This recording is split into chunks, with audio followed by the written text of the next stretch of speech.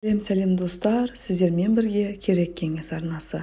Ауыздан шығатын жағымсыз иістен құтылудың жолдарын білесіз бе? Алдымен ауыздағы жағымсыз иістің неден шығып жатқанын анықтап алу қажет. Медицина мамандары жағымсыз иістің шығуына түрлі жағдайлар себеп болады дейді.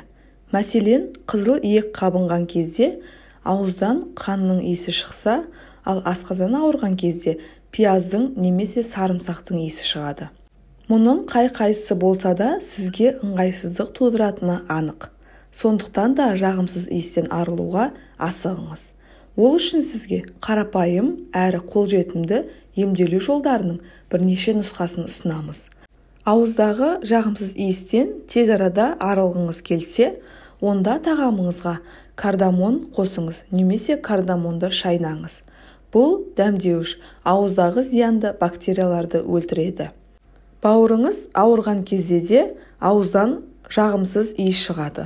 Ол кезде 1 стакан қайнатылған суға жарты шай қасық жусан араластырып, шай ретінде ішіңіз.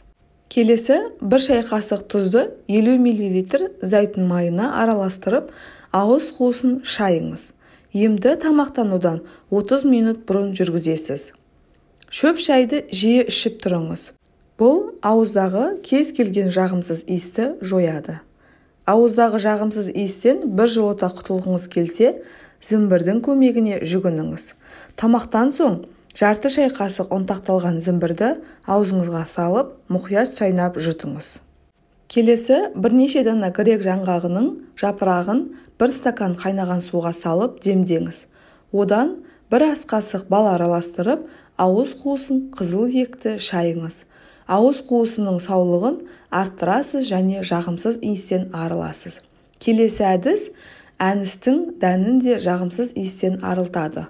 Ол үшін 200 мл қайнаған суға 2 шай қасық дәнді салып, 20 минут қақпағын жауып қоясыз. Белгіленген уақыттан соң тұнбаны сүзіп алып, тамағыңыз бен аузыңызды шайыңыз.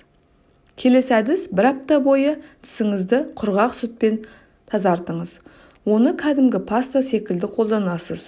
Күнде таңертең және кешке щеткаға құрғақ сүтті сеуіп, тісіңізді жуыңыз.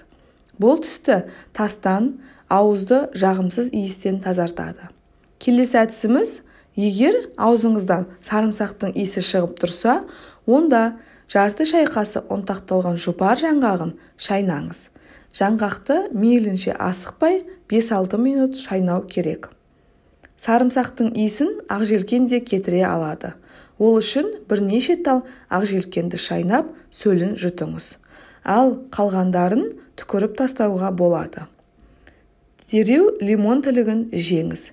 Егер қышқылдығы қиындық тудырса, онда шекерге батырып жесеңіз болады. Сарымсақтың жағымсыз иісін ментол дәмі бар сағыз немесе жалбызды таблетка жояды. Оны кез келген дәріханадан таба аласыз. Міне осы қарапайым ғана кеңестерді жүзеге асырсаңыз, аузыңыздағы жағымсыз иістен біржолата құтыласыз. Өзіңіз де айналадағыларыңыздан қуыстанбай, емін-еркін күле аласыз. Сіздермен болған керек кеңес арнасы. Арнаға жазылып, лайк басып, комментарий жазуды ұмытпаңыздар. Рахмет. Келесі видеода кездескенше.